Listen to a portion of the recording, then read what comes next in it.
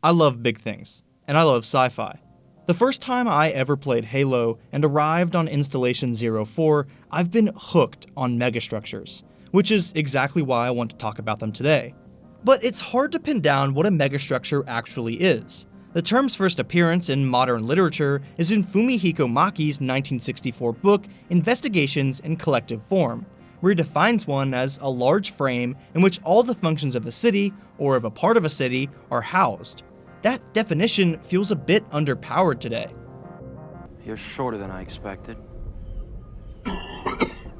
The Great Wall of China, for example, stretches more than 13,000 miles, with the longest continuous segment covering 5,500 miles.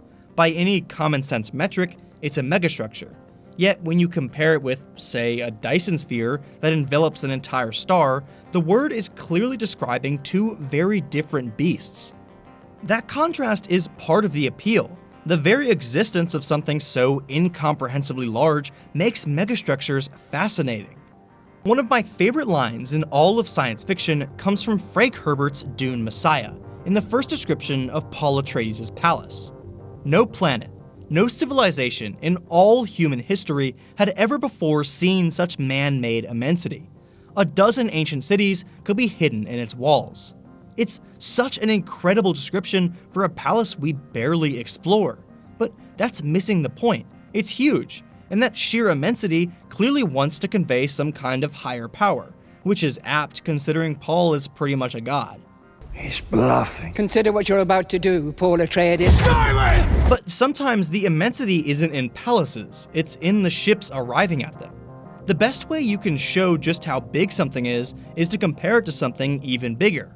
In the opening minutes of Dune 2021, and I promise this video isn't just about Dune, but go ahead and read or watch it if you haven't already, a massive spherical ship lands on Paul's homeworld of Caladan. That ship is humongous, easily skyscraper-sized, and it only gets better when you realize, holy shit, that thing just came out of an even bigger ship.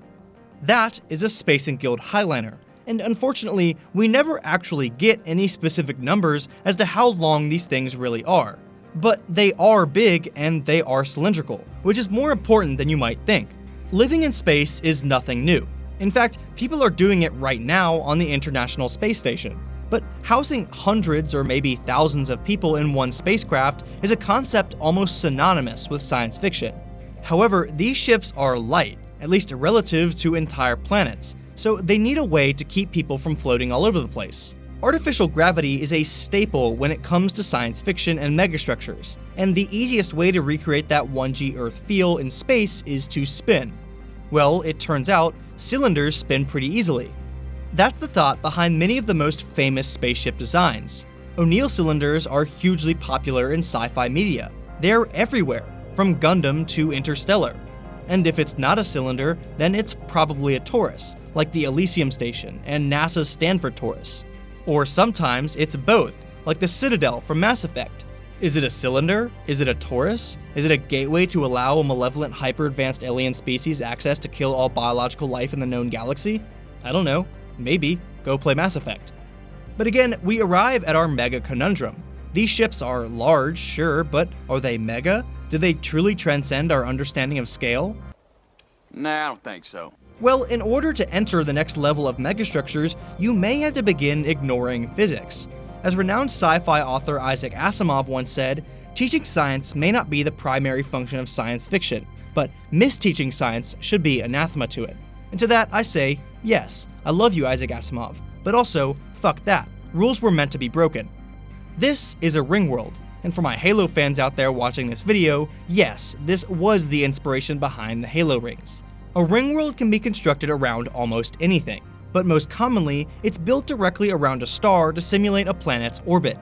In many ways, the ring world isn't too different from the tourist ships I mentioned before, but there's just something so incredible about a centrifuge so large that its plates don't just contain cities, but entire continents. Though the main problem with ring worlds is, if you build them around a star, you never get nighttime, prompting authors like Larry Niven to propose additional shadow squares that block sunlight, and those would need to be just as big too. Now, for my flat earthers out there, don't you worry, you get a ring world equivalent too. Charlie, that's not Earth, right? Dude, that's completely flat. That's 100%. This is an Alderson disk, and the surface area you could get on something like this is ridiculous. The concept is simple. Make a big circle around your star and cut a hole in the middle so that your star can bob up and down to simulate the day-night cycle. The Dyson sphere is one of the most recognizable megastructures in all of sci-fi media, but that name is actually wrong. Even Dyson himself admitted that he borrowed the idea from Olaf Stapledon's book, Star Maker. In many cases, the planets were dismantled, and the material used to construct an artificial world, or a system of artificial worlds, surrounding the parent star. These great habitats were designed to capture the whole of the star's radiation, and to provide ample dwelling space for the inhabitants. Dyson's work actually focused less on the nature of the spheres themselves and more on how we could spot such large structures should they be built around nearby stars. Anyway, I've gone down a bit of a tangent. The point is, Dyson spheres can be multi-purposed. They can harness untold amounts of energy, or they can double as habitats for humans. However, the Dyson sphere has been heavily criticized for its semi-surrealist design. No known material could possibly withstand the tensile forces this structure would produce, so many have proposed a less continuous alternative, a Dyson swarm.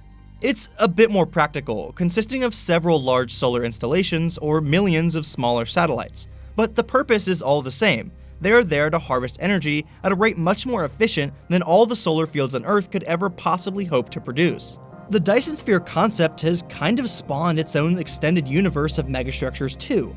Matryoshka brains are supercomputers that use the heat of a star to run complex simulations.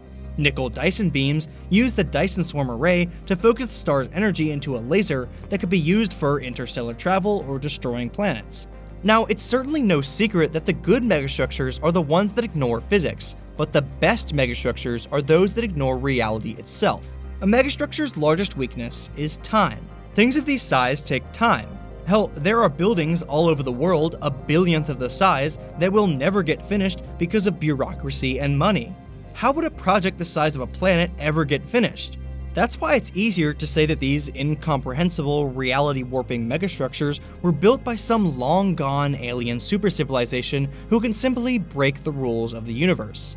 You've got the Forerunners from Halo, the Leviathans from Mass Effect, the Orokin from Warframe, but my personal favorite comes from Stephen Baxter's Zeely sequence. The Zeely are a race of aliens who have been around for billions of years. When humans wage war on the Zeely, they hardly notice. Near the end of the series, a greater threat is revealed, the Photino birds, who live in stars, slowly converting them into cold matter in an effort to end all life in the universe. That's when we learn that the Zeely had secretly been working on a project to allow them to escape to another reality. This is the Zeely ring, and I want you to take a guess as to how large this thing really is.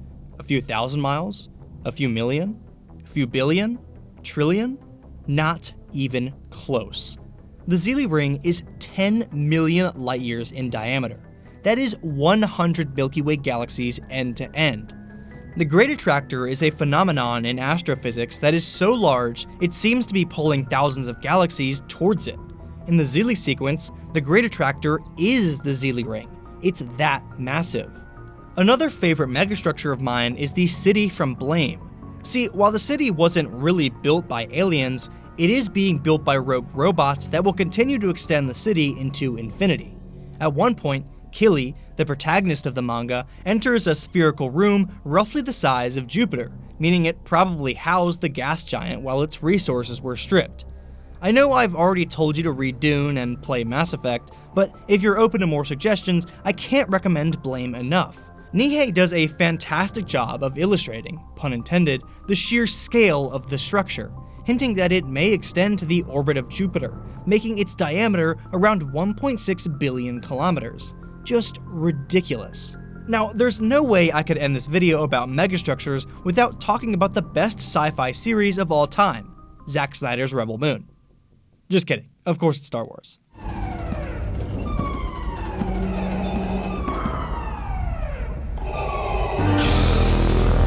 The Death Star is probably the most iconic megastructure ever. I mean, come on, a 100-mile wide sphere that can shoot lasers and destroy planets? It was so damn effective that once it got destroyed, they just made another one. And then that one blew up too, and they decided, "Hit me, baby, one more time." But sometimes it's hard to discern what is and isn't a megastructure in Star Wars. Is Coruscant a megastructure? Cities and skyscrapers are nothing new by any means, but it's on such a scale that it almost compels me to say that it is. Again, what even constitutes a megastructure? If the space habitats we mentioned earlier are megastructures, then it would be fair to say that the Supremacy and Vengeance class Star Destroyers are too, sitting at some 36 and 11-mile lengths respectively. I will say that I was shocked to see that there was a Ringworld-inspired structure in the Book of Boba Fett. As unique as many of Star Wars megastructures are, they can't truly escape being cliché.